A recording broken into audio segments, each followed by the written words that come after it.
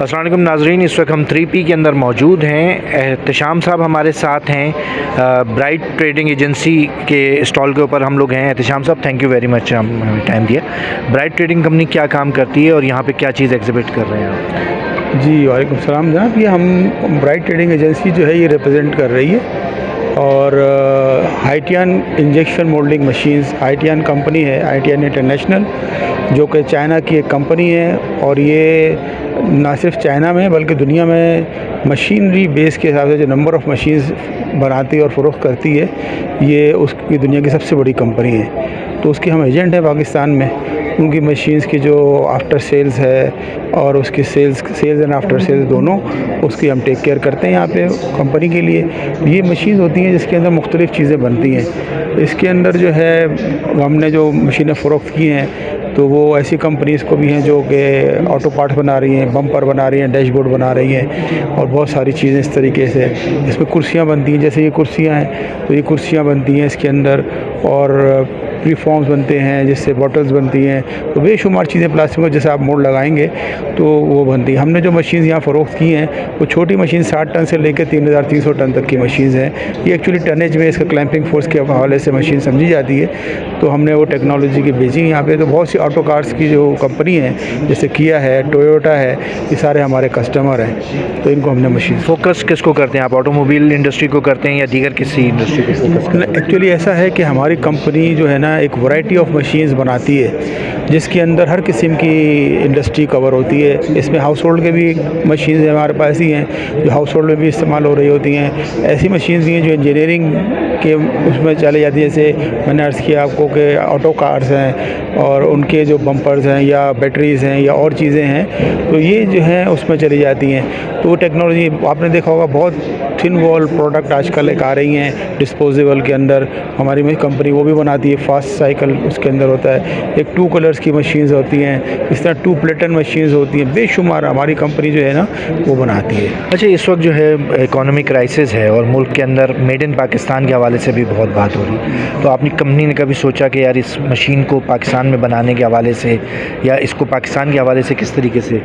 जी, आपका बड़ा अच्छा सवाल है और बहुत वैलिड सवाल है और यहाँ पे होना चाहिए। हाइटियन कंपनी की एक खूबी ये है कि ना सिर्फ चाइना में सबसे बड़ी कंपनी है बल्कि उन्होंने ऐसा भी किया है कि और ममालिक में भी अपनी कंपनीज़ खोली हैं। इंडिया में उन्होंने कंपनी खोली है, वियतनाम में खोली है, ताइवान के अंदर और जगहों पे भी।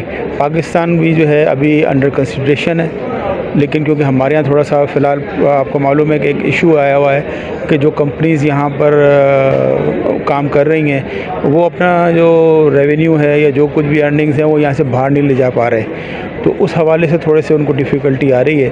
बट इसके बारे में जो है ना ये अंडर कंसिडरेशन है, क्योंकि हमारी मार्केट भी थोड़ी छोटी है और अभी क्यों डिवैल्यूएशन की वजह से थोड़ा सा हम लोग इस वक्त जो है ना प्रॉब्लम में है। मुझे उम्मीद है इंशाल्लाह कि जैसे जैसे गवर्नमेंट अच्छे स्टेप्स ले रही है, आपने देखा डॉलर 330 पे चला गया था और 360 और 400 की बातें हो रही थी। तो जो स्टेप्स गवर्नमेंट ने लिए हैं और उसमें हमारे चीफ़ ने भी काफ़ी उनका कंट्रीब्यूशन है, तो उसमें आपने देखा अभी तकरीबन 285 तक जो है ना डॉलर आ गया। अच्छा, मुझे ये बताइएगा कि प्लास्टिक इंडस्ट्री का क्या मुस्तकबिल है और प्लास्टिक इंडस्ट्री पाकिस्तान में ग्रो करने के लिए क्या क्या चीज़ें हम देखिए, प्लास्टिक इंडस्ट्री का बहुत ब्राइट फ्यूचर है, बेहतरीन इसके अंदर हो सकता है, क्योंकि प्लास्टिक जो है वो रिप्लेस मटेरियल है, हर चीज़ को रिप्लेस कर रहा है। चाहे वो टेबल कुर्सी हो, गाड़ी हो, हवाई जहाज़ हो, उसके अंदर मोस्टली जो कंपोनेंट्स मेटल के होते थे तो वो प्लास्टिक के बन रहे हैं। गिलास है तो प्लास्टिक ने उसको रिप्लेस कर दिया है। हर किस्म के मेटल को, वुड को, हर एक को रिप्लेस कर दिया है उसने। तो ये चीज़ जो है ना ये बहुत अच्छी जा रही है, पाकिस्तान में भी है और सस्ता भी है। तो उसके हवाले से जिस तरह मुल्क में सब जगह हुआ है, अब हमारे यहाँ जिस चीज़ की ज़रूरत है वो ये है कि एक तो यहाँ पे अपनी मशीनरी की मैन्युफैक्चरिंग शुरू होनी चाहिए, चाहे वो शुरू में उसमें हो, जॉइंट वेंचर्स में हो। और उससे बड़ी बात देखें, एक हमारे यहाँ इम्पॉर्टेंट चीज़ ये है कि यहाँ पे पेट्रोकेमिकल प्लांट लगना बहुत ज़रूरी है। गवर्नमेंट ने पहले इनिशिएटिव लिया था लेकिन फिर बाद में उसको परसू नहीं कर सके। आप ये देखें हमारे साथ कितनी ज़्यादती है कि हमारे यहाँ जो नेफ्था निकलता है उसको हम भेज देते हैं और वो नैप्सा को वो कन्वर्ट करके दोबारा वो प्लास्टिक बना देते हैं, वैल्यू ऐड करते हैं, पैसे रखते हैं, हमें वापस प्लास्टिक भेज देते हैं। तो भाई ये हमारे पास ही होना चाहिए ना, जब वहाँ पर रिफाइनरीज हैं, नैप्था निकलता है, उसके साथ हम कर सकते हैं। तो इस पर हमने हुकूमत से बात की है। मैं खुद भी प्लास्टिक एसोसिएशन के अंदर भी रहा हूँ, एज आ चेयरमैन भी मैंने काम किया है। तो प्रपोजल्स हमने दिए हैं उनको कि भाई आप इसको यहाँ पे करें, क्योंकि आप देखें जिन जिन ममालिक ने नैप्था क्रैकिंग प्लांट लगाएं तो सिर्फ प्लास्टिक नहीं बल्कि इसके अलावा और भी बहुत सी टेक्सटाइल की बहुत सारी चीज़ें निकलती हैं जिससे उनको बहुत फ़वाइद हासिल होते हैं। Thank you very much sir, thank you.